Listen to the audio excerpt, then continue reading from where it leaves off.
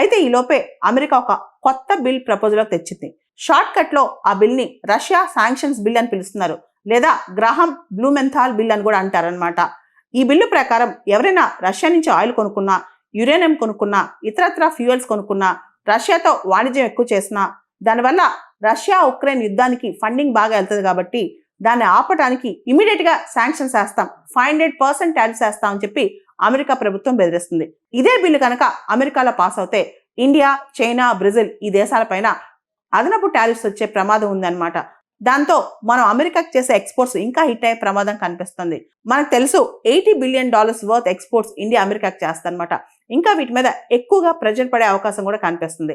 Already మనం export చేసన్నీ కూడా labour intensive, textiles కావచ్చు, జెమ్స్ అండ్ జ్యువెలరీ కావచ్చు, చాలా మంది ఎంప్లాయ్మెంట్ కోల్పోయారనమాట. ఆల్రెడీ మన ఎక్స్పోర్ట్స్ హిట్ అయ్యాయి, ఇంకా హిట్ అయ్యే ప్రమాదం. ఒకవేళ కనుక ఈ బిల్ పాస్ అయితే, ఏదైతే రష్యా శాంక్షన్స్ బిల్ ఉందో అది పాస్ అయితే కనుక ఇంకా హిట్ అయ్యే ప్రమాదం ఉందన్నమాట.